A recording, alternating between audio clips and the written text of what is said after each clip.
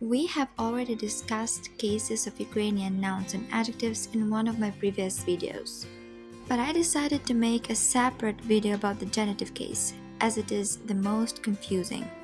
So nouns of the genitive case show connection or relation to something or somebody. If you need the revision of Ukrainian cases, you can go back and see that video. I'll put the link in the description too. So when in English you want to say of something, last day of summer, work of art, and so on, this is the right time to use the genitive case in Ukrainian. Look at these examples. In corresponding Ukrainian sentences, the words summer, art, day, and party would be in the genitive case. The same applies to describing containers, quantities, dates, and so on. So you can see different situations where you use of plus noun, of plus something in English would be the situations when you use the genitive case in Ukrainian. Noun clusters would be translated into Ukrainian using the genitive case too. Noun clusters are groups of nouns, usually 2 or 3, where one noun is the true noun and the other ones play the role of adjectives. And those nouns which play the role of adjectives would be translated into Ukrainian as nouns in the genitive case.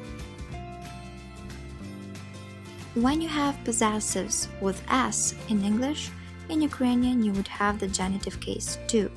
Let's have a look at these examples. Mykola's hat, bachelor's degree, people's opinion.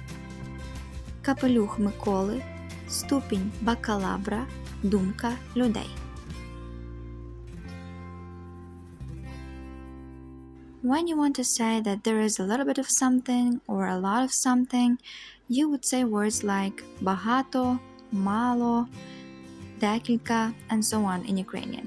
And in this case, you would also use the genitive case. Багато грошей, мало цукру, декілька запитань, багато ідей. Sometimes you can use the genitive case in the negative sentences too, but of course with exceptions. There is no time, немає часу.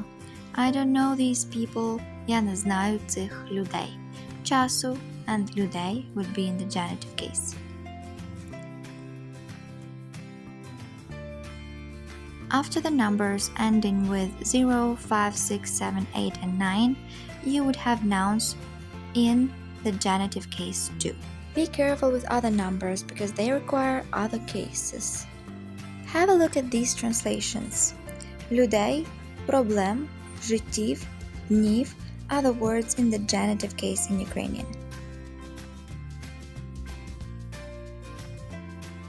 Sometimes verb can require the genitive case too, but there are a lot of exceptions.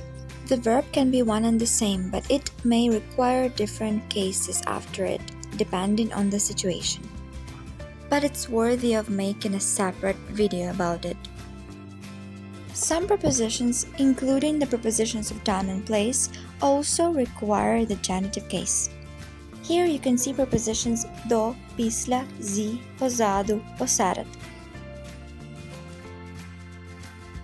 Now you may think, okay, now I understand when I need to use the genitive case, but how do I take a noun and change it in the way to get the genitive case? Do I have some special endings or rules? Unfortunately, it's not that easy. It all depends on the noun itself, and the videos about different types of nouns are coming. So if you want to know more, stay with me and subscribe.